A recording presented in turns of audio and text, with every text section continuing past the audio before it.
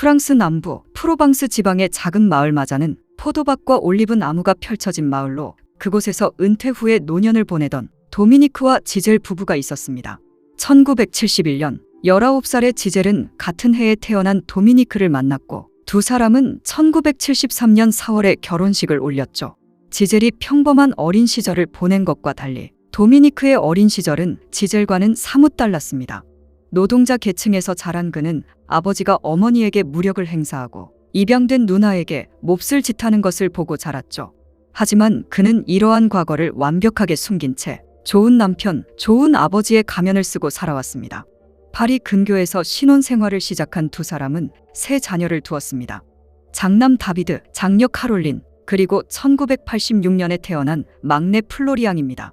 지젤은 프랑스 국영전력회사에서 행정직으로 안정적인 커리어를 쌓았고 도미니크는 전기기사와 부동산 중개인으로 근무했습니다. 비록 도미니크의 여러 사업이 실패로 끝났지만 지젤의 성공적인 커리어가 가족의 생활 수준을 유지해 주었죠. 주변 사람들 눈에 그들 가족은 지극히 평범한 가족이었습니다.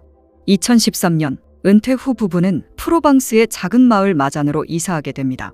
정원과 수영장이 딸린 아름다운 집에서 지젤은 합창단에 가입했고 도미니크는 테니스 클럽에 가입하고 자전거 타는 것을 즐겼죠.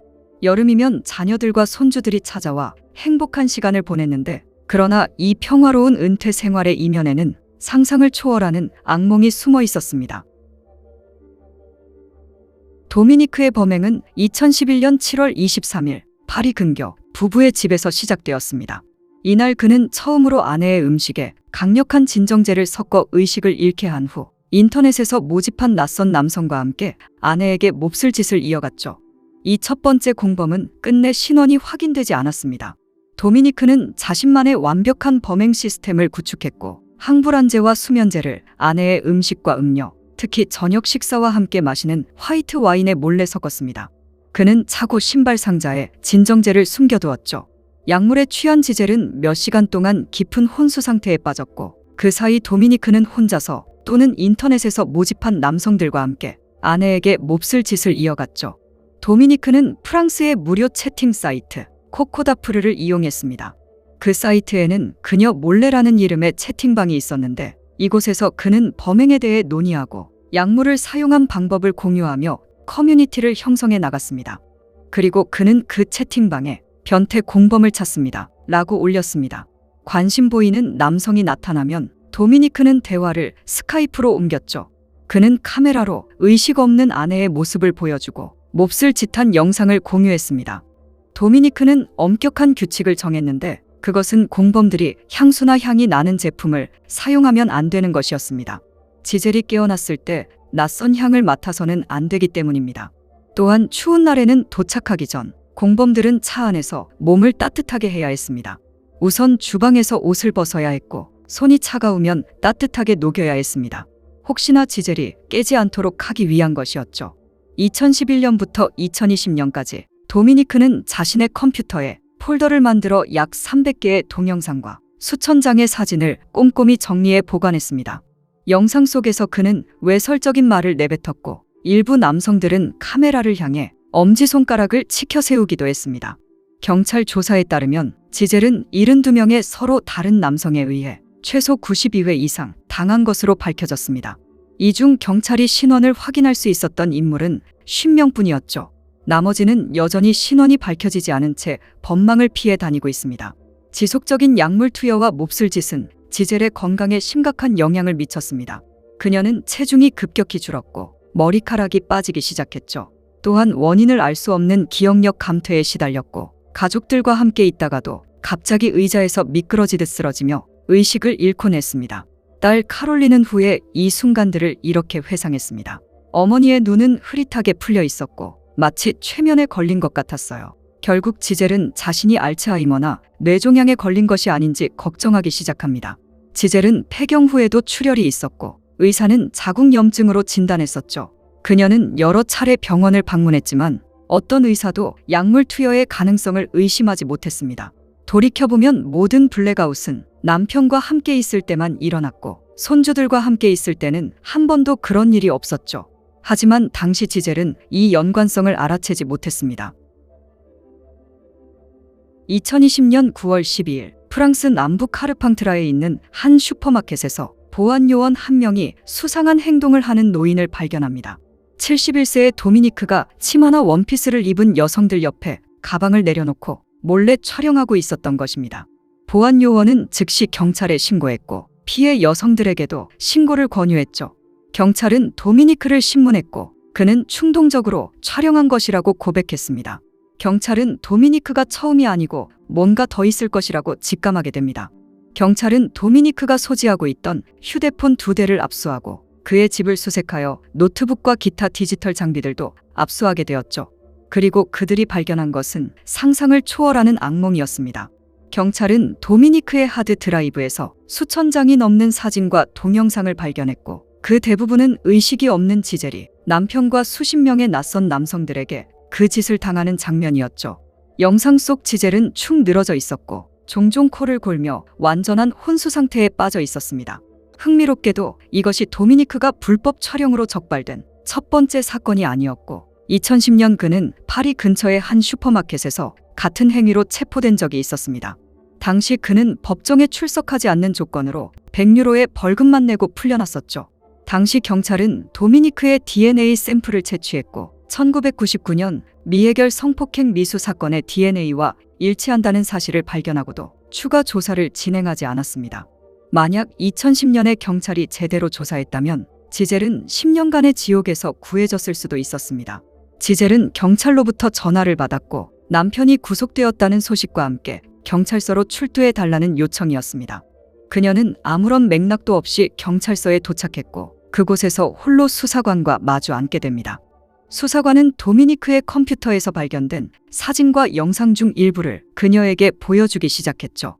화면 속에는 의식이 없는 자신의 모습이 있었고 지젤은 그 자리에서 완전히 무너져 내렸습니다. 딸 카롤린은 그날 저녁 어머니로부터 전화를 받았고 다음 날 세 남매는 기차를 타고 마잔으로 향했습니다. 여름 휴가마다 행복한 시간을 보냈던 부모님의 집이 이제는 공포의 집이 되어버린 것입니다. 여기서 끝이 아니었고 또 다른 충격이 기다리고 있었습니다. 도미니크의 컴퓨터에는 지젤의 파일만 있던 것이 아니었고 놀랍게도 딸 카롤린이 의식이 없는 상태에서 반쯤 벗겨진 채 촬영된 사진들도 있었습니다. 또한 카롤린이 알지 못하는 속옷을 입고 있던 사진도 남아 있었죠. 카롤린은 자신도 아버지에게 약물을 투여받고 몹쓸 짓을 당했다고 확신했지만 그러나 어머니의 경우와 달리 명확한 영상 증거가 없어 이에 대한 기소는 이루어지지 않았습니다. 50년 결혼 생활이 한순간에 거짓이 되었고 지젤은 즉시 이혼 소송을 제기하게 됩니다. 경찰이 도미니크의 파일에서 확인한 남성의 수는 72명이었고 2년에 걸친 추적 끝에 그들 중 50명의 신원을 확인할 수 있었죠. 그들 50명의 나이는 26세부터 74세까지였고 직업은 트럭 운전사, 목수, 교도관, 간호사, IT 전문가, 지역 언론인, 정원사, DJ, 은퇴한 소방관, 은행원, 호텔 매니저, 교사, 군인까지 다양했습니다. 41명이 보클리즈 지역에 거주했으며 모두 부부의 집에서 50km 이내에 살고 있었죠. 대부분은 아내나 파트너가 있었고 자녀도 있었습니다. 그들 중 23명은 이전에 전과가 있었지만 나머지는 어떤 전과도 없는 평범한 시민이었습니다. 지젤은 이 남성들 중 단 한 명만 알아보았고 그는 남편과 자전거에 대해 대화를 나누러 집에 온 적이 있었습니다. 지역 빵집에서도 인사를 나누던 사람이었죠. 그들 중 특히 주목할 만한 인물은 장피에르 마레샬이었는데 정원용품점에서 일하는 63세의 그는 도미니크의 방법을 배워 자신의 아내에게 똑같이 적용했습니다. 도미니크가 그에게 진정제를 제공했고 장피에르의 집을 12번이나 방문하여 그의 아내에게 몹쓸 짓을 이어갔습니다. 언론은 장피에르를 도미니크의 제자 또는 복제품이라고 불렀죠. 이 사건의 범인은 어두운 골목에서 튀어나오는 낯선 사람이 아니라 당신의 이웃, 동료, 친구일 수 있다는 뼈아픈 진실을 보여주었습니다. 프랑스 법에 따르면 성범죄 피해자는 재판을 비공개로 진행할 권리가 있습니다. 대부분의 피해자들은 자신의 신원을 보호하고 트라우마를 다시 마주하는 고통을 피하기 위해 이 권리를 행사합니다. 그러나 지젤은 다른 길을 선택했습니다. 그녀는 자신의 익명권을 포기하고 재판의 완전 공개를 요청했죠. 그녀의 이유는 분명했습니다. 수치심을 느껴야 하는 것은 우리가 아닙니다. 그들이어야 합니다. 지젤은 자신의 사건을 통해 약물을 이용한 범죄에 대한 인식을 높이기를 원했고 다른 피해자들에게도 부끄러워할 것이 아무것도 없다는 메시지를 전하고 싶었습니다. 2024년 9월 2일 이 사건의 재판이 시작되었습니다. 법원 밖에는 그녀를 응원하는 수많은 시민들이 줄을 서서 꽃과 응원의 메시지를 건넸죠. 그녀가 법정에 들어가고 나올 때마다 박수갈채가 터져 나왔습니다. 재판 과정은 잔인했고 법정에서 도미니크가 촬영한 영상들이 상영되었죠. 지젤은 이 모든 것을 직접 지켜보았고 변호인들의 반대 신문은 때로 모욕적이었습니다.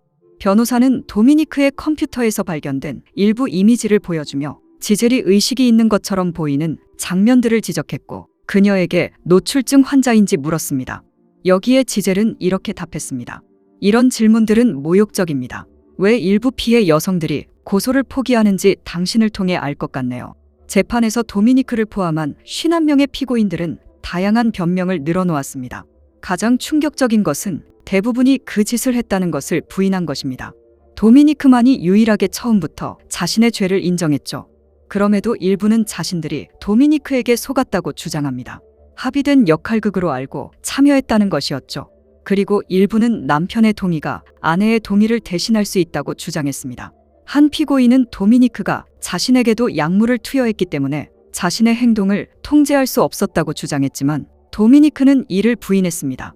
2024년 11월 18일 재판의 마지막 단계에서 부부의 세 자녀가 처음으로 증인석에 섰고 세 자녀는 증언 내내 도미니크를 단 한 번도 아버지라고 부르지 않았습니다.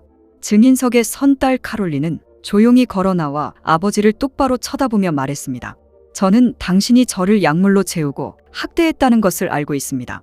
당신은 절대 그것을 인정할 용기가 없을 겁니다. 도미니크는 절대 딸은 건들지 않았다고 주장했지만 하지만 그의 컴퓨터에서 발견된 카롤린의 사진들 그리고 그 사진들이 낯선 사람들에게 전송되었다는 스카이프 기록은 그녀에게 지울 수 없는 의혹을 남겼습니다. 카롤린은 나는 더 이상 당신을 아빠라고 부르지 않겠습니다. 라는 책을 출판하여 자신의 트라우마를 세상에 알렸죠. 그녀는 단체를 설립하여 약물을 이용한 범죄에 대한 인식을 높이는 캠페인을 벌이고 있습니다. 2024년 12월 19일 목요일 재판의 마지막 날이 밝았고 엄중한 경비 속의 법원 주변에는 지젤을 응원하는 수백 명의 시민들이 모여들었습니다. 지젤은 두 변호사의 호의를 받으며 박수갈채 속에 법정에 들어섰죠. 도미니크는 징역 20년을 선고받았는데 프랑스 법이 강간에 대해 부과할 수 있는 최고형이었습니다. 그는 형기의 3분의 1을 채우기 전에는 가석방을 신청할 수 없도록 명령되었습니다. 판결문이 낭독되는 동안 72세의 도미니크는 고개를 숙이고 울었죠. 이어서 50명의 공동 피고인들에 대한 판결이 내려졌고 형량은 3년부터 15년까지 다양했습니다. 불행히도 검찰이 요구한 10년에서 18년의 형량에 비해 대부분의 형량이 낮게 나왔죠. 일부 피고인은 집행유예로 풀려나 그날 법정을 걸어 나갔습니다. 법원 밖에서 판결 내용이 전해지자 일부 시민들은 사법부의 수치를 사법부는 공범이다 라고 외치기도 했습니다. 판결 후 지젤은 법원 밖에서 기자들 앞에 섰고 그녀는 자신을 지지해준 모든 분들께 깊은 감사를 표했습니다. 현재 프랑스 법은 동의에 대한 명확한 정의가 없으며 많은 활동가들은 이 재판을 계기로 법 개정을 요구하고 있습니다. 도미니크는 항소하지 않기로 결정했고 17명이 항소를 신청했다가 최종적으로 1명만이 항소를 진행하게 되었습니다. 2025년 10월 항소심에서 그 피고인의 형량은 오히려 9년에서 10년으로 늘어났죠. 프랑스 정부는 지젤에게 레지옹 도네르 훈장 수여를 제안했고 여러 언론에서 그녀를 올해의 여성으로 선정했습니다. 한편 수사는 계속되고 있습니다. 1991년 파리에서 23세 부동산 중개인 소피 나름이 몹쓸 짓을 당한 후 살해당하는 사건이 발생했었습니다. 범인은 아파트 구매를 희망하는 고객으로 가장하여 그녀를 만났고 아파트를 둘러보는 중 범행을 저질렀습니다. 1999년 빌파리지에서 도미니크가 저지른 19세 부동산 중개인에 대한 강간 미수 사건과 거의 동일한 수법이기 때문에 그렇게 도미니크는 유령 용의자가 되었습니다. 현재 그는 두 사건에 대해 조사를 받고 있고 1999년 사건에 대해서는 DNA 증거가 일치하자 인정했지만 1991년 사건에 대해서는 여전히 부인하고 있습니다. 도미니크가 사용한 웹사이트는 2024년 6월 프랑스 당국에 의해 폐쇄되었고 사이트 설립자 이삭 스테이들은 현재 조사를 받고 있습니다. 지젤의 용기는 프랑스를 넘어 전 세계에 울려 퍼졌고 수치심은 이제 피해자의 것이 아니라 가해자의 것이 되어야 한다는 것을 세상에 알려주었습니다.